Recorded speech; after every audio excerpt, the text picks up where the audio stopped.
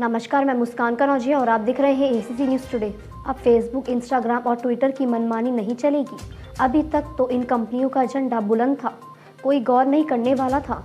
लेकिन अब social media कंपनियों के खिलाफ अगर यूजर्स को कोई शिकायत है तो उसका समाधान केंद्र सरकार की ओर से बनाई गई 3 शिकायत अपीली समिति कार्रवाई करेगी। वहीं ट्विटर, इंस्टाग्राम और फेसबुक की मनमानी पर अब लगाम लग सकेगी। वहीं ये तीनों समितियां 1 मार्च 2023 यानी आज से काम शुरू कर देगी। इलेक्ट्रॉनिक्स और आईटी मंत्रालय ने बताया कि केंद्र सरकार ने अक्टूबर में किए गए सूचना प्रौद्योगिकी नियम 2021 में संशोधन के तहत 3 शिकायत अपील समिति के अनुसूचित किया है। वहीं इलेक्ट्रॉनिक और आईटी मंत्रालय के अनुसार यूजर्स की अपील का 30 दिन में समाधान करना होगा। वहीं शिकायत के बाद अगर कोई दोषी पाया जाता है तो उस पर तत्काल प्रभाव से कार्रवाई की जाएगी। वहीं देश में 80% से ज़्यादा लोग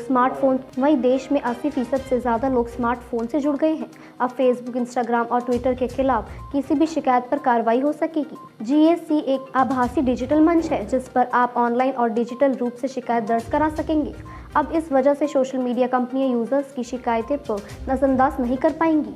शिकायत मिलने के बाद समिति यूजर्स की बात को मंत्रालय के अधिकारियों के समक्ष रखेगी। वहीं जीएसी क्या है और जीएसी कौन सदस्य है? 3 जीएसी में ये प्रत्येक एक अध्यक्ष, विभिन्न सरकारी संस्थानों को 2 पूर्णकालीन सदस्य होंगे।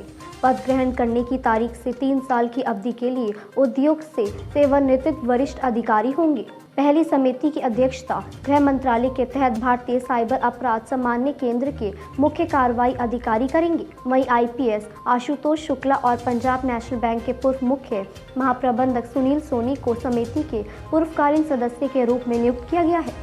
वहीं दूसरी समिति की अध्यक्षता सूचना और प्रसारण मंत्रालय में नीति एवं प्रसारण प्रभाव के प्रभारी संयुक्त सचिव रहेंगे। वहीं तीसरी समिति की अध्यक्षता इलेक्ट्रॉनिक और सूचना प्रौद्योगिकी मंत्रालय की वरिष्ठ वैज्ञानिक कविता भाटिया करेंगी। वहीं ये समितियां सोशल मीडिया प्लेटफॉर्म्स ट्विटर और फेसबुक की समय समय पर समीक्षा करेंगी ताकि किसी यूजर के साथ गलत न हो सके। वहीं सोशल मीडिया कंपनियों के कॉन्टेंट को मॉडरेट करने की समीक्षा भी करेंगी। साथ ही किसी भी यूजर्स के अधिकारियों का हनन करने पर संबंधित प्लेटफॉर्म पर कार्रवाई भी होगी।